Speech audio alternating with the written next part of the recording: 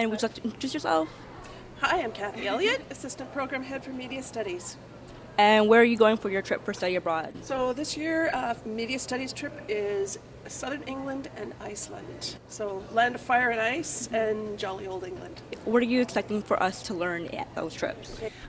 Our theme this year is magic, mythology, and the media. So we're looking at not whether magic is real or not, because I think it is, but what the role is of fantasy and books about magic. Harry Potter, DC Comics, superheroes, villains, elves, Lord of the Rings, why they're so popular right now. We've seen a huge surge of interest and production. Billions of dollars have been spent producing these for modern audiences, and people have always been interested in magic, but now we no longer need it to explain the unexplainable, so why do we still love it? So those are the kind of questions we'll be exploring. Have you ever questioned yourself, like, why do we love magic so much? I always have, so I've never really asked myself why, but I do think it's interesting.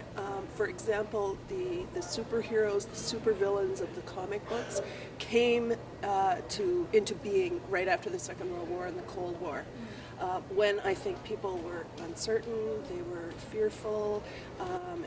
It was really handy to have a black and white protagonist, antagonist. It was really, excuse me, there were very few gray areas where, it's interesting to me that in the last 10 to 15 years, all of those comic book villains and heroes have come back to life in these blockbuster movies and TV series. And again, I'm saying, that's interesting. Why is that? Or do we need magic and mythology not to explain, but to comfort? To give us an escape, to give us something else to think about. Now, I know in England we automatically think of Harry Potter and the Chronicles of Narnia, but in Iceland, what do you exactly think of in fantasy?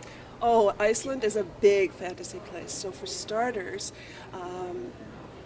they have a reputation, and we'll find out if this is true or not, but they have a reputation for believing in elves. So there's a ministry of elves. There's a ministry of elves, and there are construction projects in Iceland that have been held up for years because a road was designed to go through an elf village, and it will not get clearance. So it's sitting there.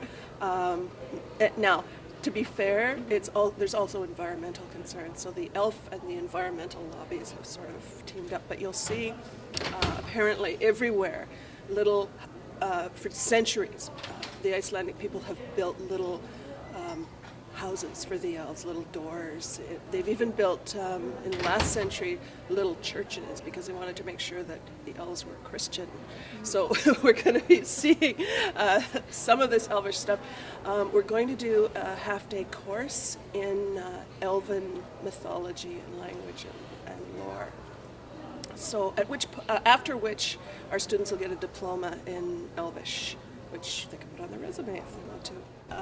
Iceland is also where, for those Game of Thrones fans, all of the scenes north of the wall, so all of those rugged northern scenes were shot in Iceland. So we'll be visiting a couple of those filming sites. Iceland is famous as the land of ice, the original land of ice and fire. So ice because it's 1 degree below the Arctic Circle, so it will be about 21 hours of daylight when we're there in May. Fire because it's on the volcanic ring of fire, so there's a lot of seismic activity. UNESCO protected glacial and hot spring sites. Thringvellir National Park, which is again where some of the Game of Thrones were shot, and we'll be visiting some of those as well. I think there's no question it's going to be fun, especially if you are into that kind of thing, which a lot of media studies students are. Obviously, this is not just for media studies students.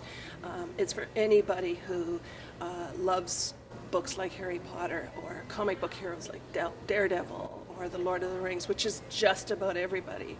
Well, maybe everybody I know. I think it will also be thought-provoking because we're looking at, we're going to ask questions about our own culture. So in asking why are these things of interest to us now, we'll also be looking at what is happening with us now. How are we responding to things that feel scary? And it's in some ways it's a scary world. And if magic and mythology bring us comfort, then why is that? And I think it'll help us understand ourselves better.